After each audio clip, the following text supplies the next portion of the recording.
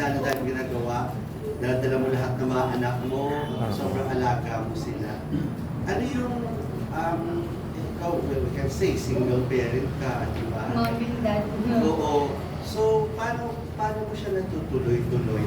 Saan ka umuukot pa rin ng, parang napaka-drama ng tanong, pero ayoko sana na madrama sa iba. Pero saan ka matutuloy din ng lakas talaga?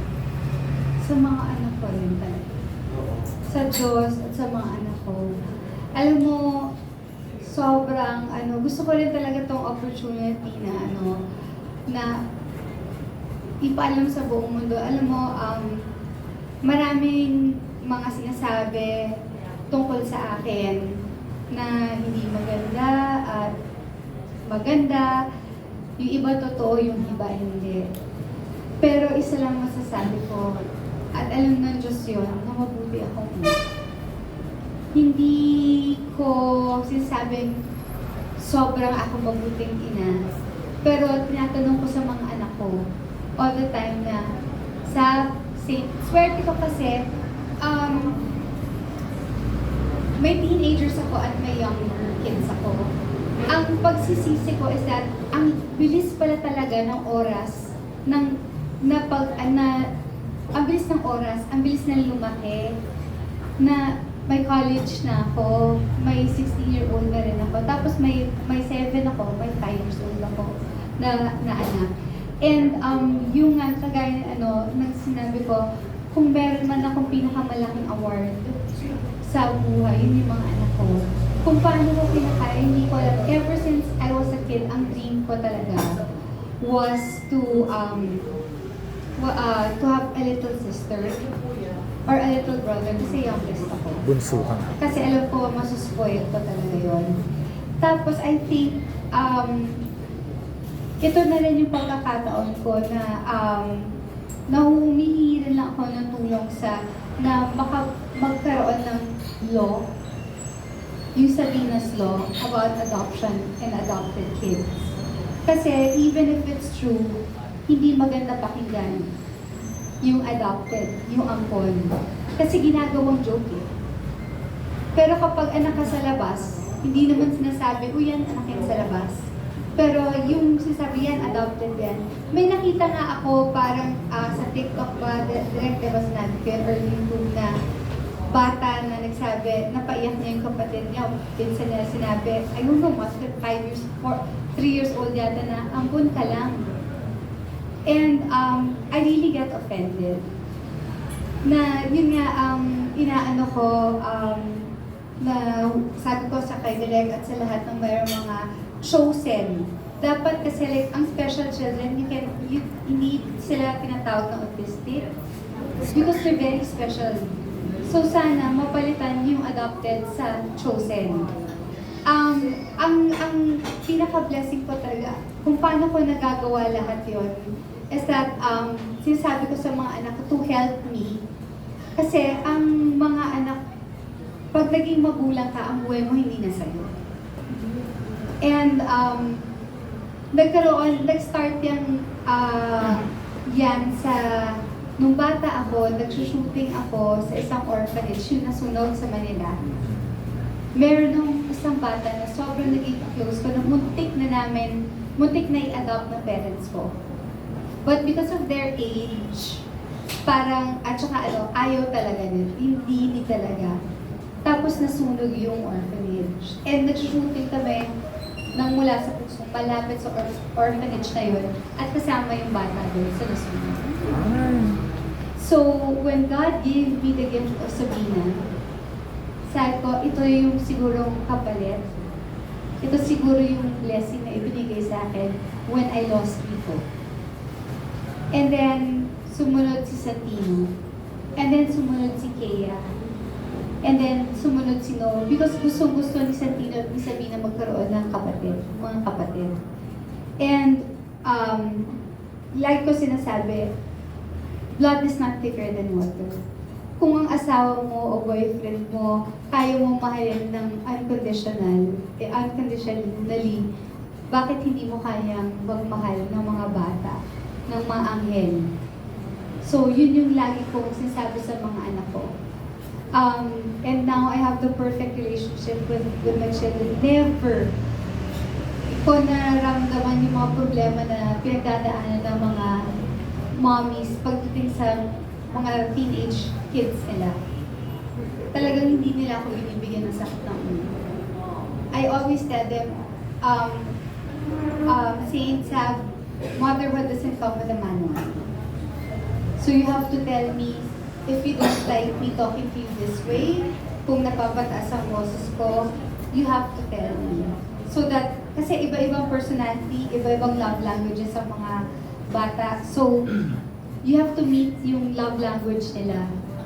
And you have to ask them, what I'm doing right, what do you think can I do to be a better mother? And yun, ang meron lang akong pagsisisi, sana nung mas bata pa si Sabina at sa Tino, sinama ko rin sila. Kasi before, syempre pag unang mga anak, ayaw, takot ka magkasakit or ano. Ngayon kahit saan akong, kahit sa market, kahit saan pa, basta may tent, nag-shooting, nandun sila. Kasi ang bilis nila lumaki. Gusto mo talaga kasama sila sa lahat ng apat na anak. Yeah, apat na anak. Ilang anak na bago sa'yo? Unti-unti may got Sabina, tapos si Santino, sumunod si Kea, tapos si No. Habang binubuha mo sila, laki na unti-unti rin yung proseso ng pagbabago sa'yo bilang tao. Oh yes. Oo. I think hindi lang sa akin, pero sa lahat, motherhood talaga will change you. Pero sa akin talaga, it tamed me nung naging nanay ako. Kasi dati nung mas bata ako, alam mo na, mas matapang ako. Pero ngayon, lahat ng mga decision ko, lahat ng sasabihin ko, kailangan careful ako dahil lahat yun mag-reflect on my children. So, Ano mo siya natatawid? May mga times of course, not all the time, di ba? Okay yung trabaho mo, okay yung trabaho mo. Paano mo natatawid yun? Parang napapalaki. alam mo, sinasabi ko talaga to na, of course, alam na marami kung anong nangyari sa akin. And you know, talagang, I was struggling with my finances. Not because naging malubo ako o winaldas ko ang pera ko. Dahil may kumuha. Yun lang yun. And naitawid ko sila by dumating sa point na sabi ko nga, pag kinakailangan talaga dumating sa point na umutang ako para sa mga anak ko, gagawin ko. Pero salamat sa Diyos, hindi ko umaabot sa ganun. Na naipapasok ko sila sa best schools and they're doing very well.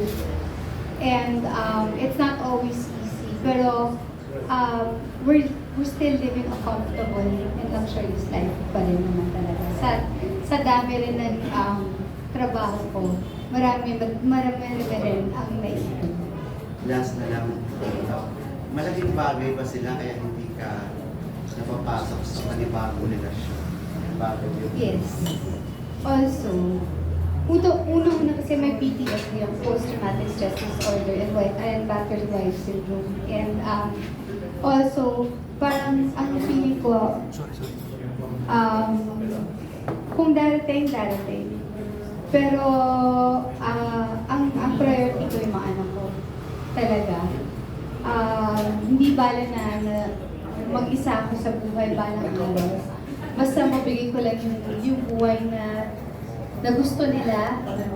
Like kung gusto nila, kung gusto nilang mag-aral abroad, kung gusto nilang pumasok sa ganitong business, gusto kong laging maging parte ako doon. And wala pa ako dun sa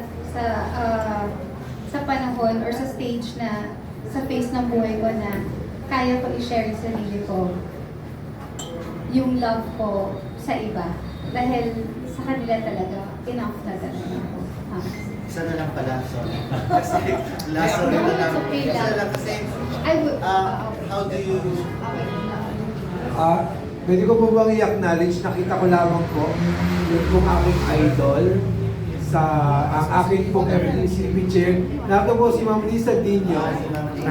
Baka makalimutan ko, kaya po ako naging director talaga. Gawa po sa mga projects ng FDCP. FDCP. Ma'am Lisa, Oh, sorry, hindi ko na, pasensya ka na napigil.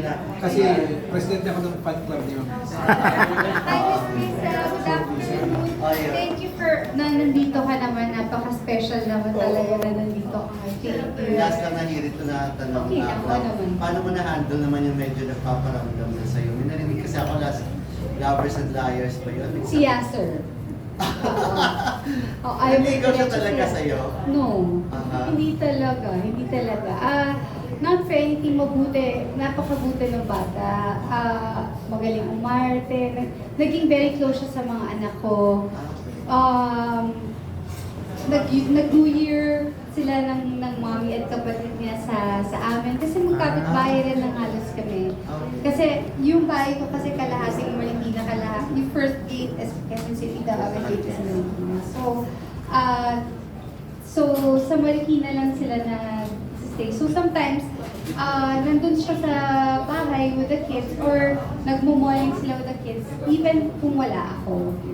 Nagkaroon lang siguro ng because of yung parang sa Lovers and Liars, nagkaroon kami ng what do you call this, parang May romantic. oo, na love interest, naging kahit pa paano naging love interest. Pero kasi masyadong bata para sa akin. So, mas bata pa sa mga pamangkin ko. Pero, naramdaman mo na parang nagkagusto siya sa'yo. Hindi ko alam. Alam mo, sa ganyan, dapat direct yung self-esteem ko very, very low talaga. Oo, so hindi ko talaga alam kung ito ba nagpaparamdam, o may gusto ba, or ano. Hindi ko alam yun. Pero yung niligawan ako, hindi ko, pero sinabi niya crush niya ako. Pero yung nanligaw, hindi talaga. Parang naging very important part rin siya talaga sa buhay namin. Dahil talagang mahal namin siya ng mga bata talaga. Ang tagal na hindi namin siya nakikita. Pero yung memories na make niya with the kids talaga, I will forever treasure that. Kahit sino nagmamahal naman sa anak, mamahalin ko. Mabuting bata talaga. At naniniwala rin talaga ako sa talent. Yeah.